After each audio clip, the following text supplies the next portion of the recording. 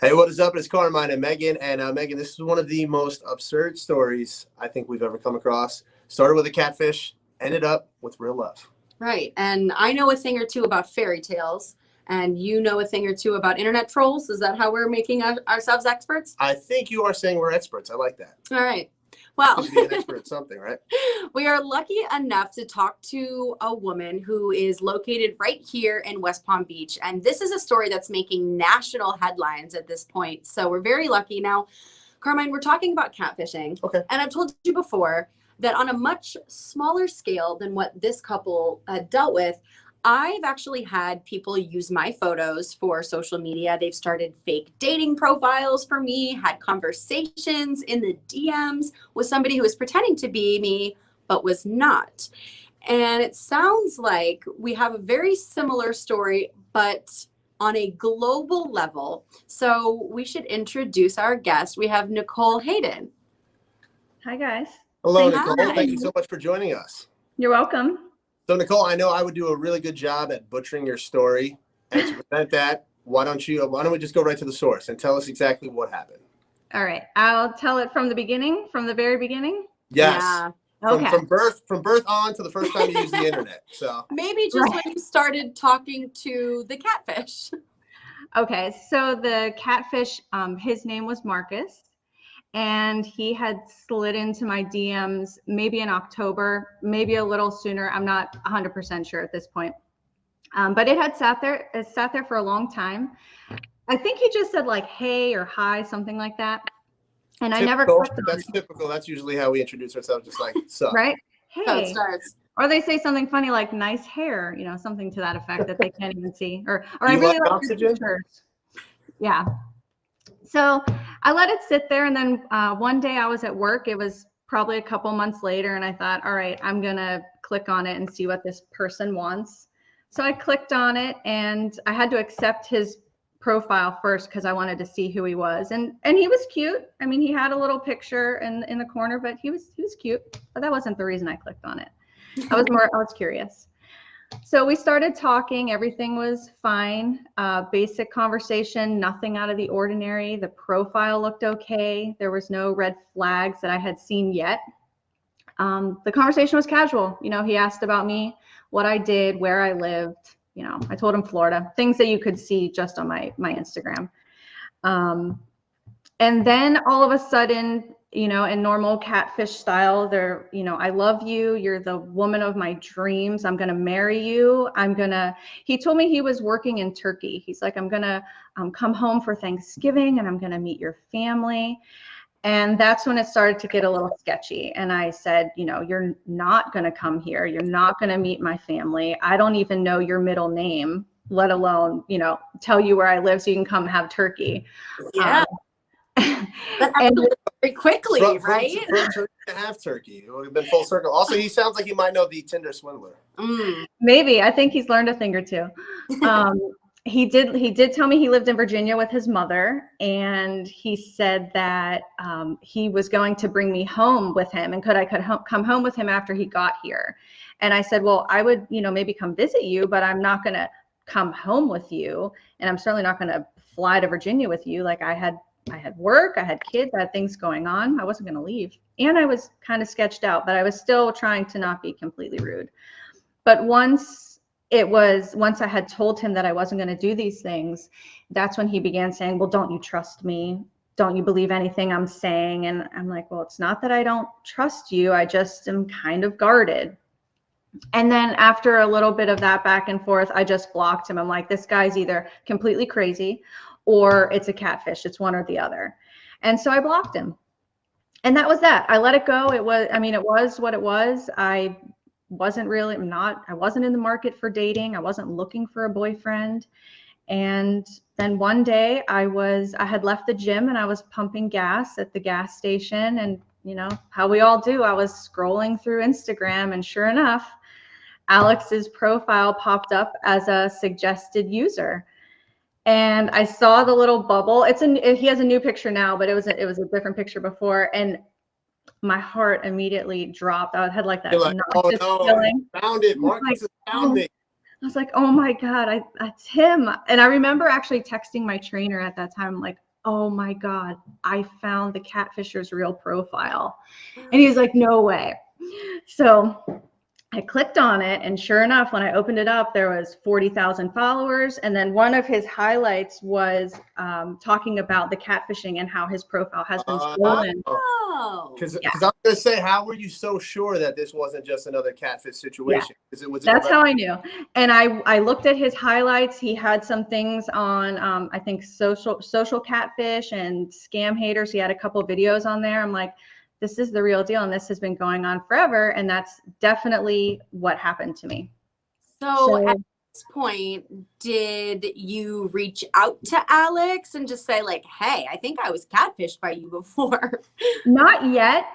But I did actually, I was looking through like his pictures in the comments, and there was a lot of girls' comments on there that had said, you know, I reported this profile, I was catfished. So I could tell that he was having people comment on that a lot. So I'm like, okay, he already knows about it.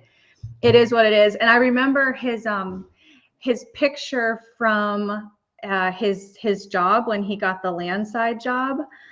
My thought was, oh my God, there's this just nice regular guy that's trying to lead a normal life, and he has to deal with this crap from catfishing, you know, for the last 5 years. And he's just trying to lead a normal life. The price of being a stud happens. Yeah. So I waited. I don't know, maybe 5 days, maybe 7 days. I don't really know the timeline. I guess I should probably write that down because I could figure it out. Because people ask, I just kind of use general statements. And then one day he posted something on his fitness page. And I thought, well, I'm going to message him on his fitness page, not on his regular Instagram, because I thought the amount of followers, he's never going to see it. And so I just replied to his story, and I thought, well, you know, maybe he'll reply, maybe he won't. And then he did. So now, you know what's even crazier. Wait, before we get to meet this handsome man of yours, did the original catfisher, did he ever ask you for any kind of money aside from that? He just wanted to meet you? Yes. So after I blocked him on Instagram, they ended up finding me on WhatsApp. And this was probably a month later. This was like right around the time when I messaged Alex. I want to say it was like 2 days later that they found me on WhatsApp. And then that's when they started threatening me with telling me that they're going to put naked pictures of me online unless I gave them $6,500 because his mom was sick. And I said, I really don't care what you do. You're never going to see a dime from me. And sorry, I have a question. Now, you didn't actually send him nude photos, I assume. So no, I didn't. So where did they have like Photoshop photos? Yeah, they had Photoshop photos. So I was at the beach one day, and, you know, stupid me, I sent a picture of me at the beach. So they had Photoshopped a picture of me naked, and that's what they actually sent me on WhatsApp. And they're like, this is going to be posted all over social media, and everybody's going to think you're a porn star. I'm like, do what you got to do. Like, I can't stop you from doing that. If that's what you think you need to do it, but I'm not going to pay you. And they did not like that I was giving it back to them like really hard. I was really nasty. I don't know and I said, you know, you may be able to blackmail other girls with this. It doesn't work with me. You're not going to see a dime. Yeah. And for me, that's where they all start getting, oh, I'm sorry. Remember, I love you. Like, God, it's from my mom. Yep. So I had blocked them from WhatsApp. It was like a business account. When I ended up blocking it, said, oh, you've blocked this business. I don't know if there's a reason they sign up as a business account rather than personal. I have no idea.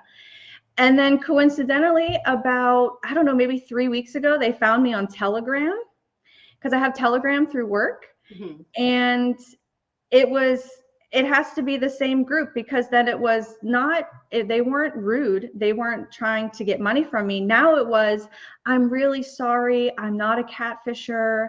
I really like you. We can be friends. I'm like, you people are crazy. You're getting blocked. Did you be like, no, you are a catfisher. I'm with the real dude. And speaking of dude, I think it is time that we meet Alex. We have to see that for ourselves that he is totally real. He is real. Oh, he doesn't exist. What's up, everybody? It's nice to So, meet you. my first question is, how often was this happening where people were using your pictures, and how many people Oh, were in contact with you to the point that it was like, this is like a full-fledged global operation with my picture? so it's 5 years that I receive about 10 messages a day from women, from people that trying to tell me, hey, I'm talking to you.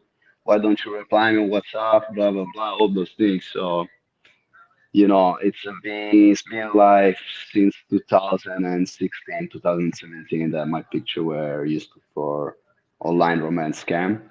And if you see my profile on social media, I used to be working on cruise ships, so always with the uniform, and you can make a lot of story out of it. Yeah.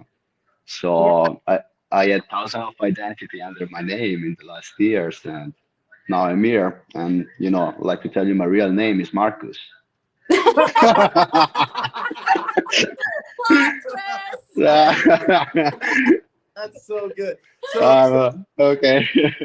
So Alex, I mean, you were probably getting messaged a lot by these women that were like, "Hey, how come you're standing me up? Like, I can't believe this. Why don't you talk to me?" What made Nicole different? Like, what made you be like, "Okay, like I would really like to pursue at least a friendship at first with this person"?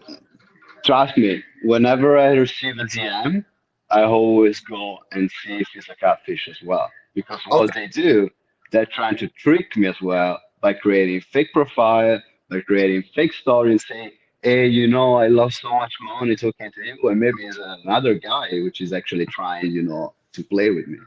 So I was like, okay, let's answer to this. She smartly contacted me on another page of mine, which has less followers. So I'm able to, see and check more DMs properly before, let's say, sending a reply back. I was like, okay, so who are you? My name is Nicole. Blah, blah. And I said, okay, can we video chat? Because I mean, you have a locked profile, and I don't see the reason why you're texting me here about something else. You know.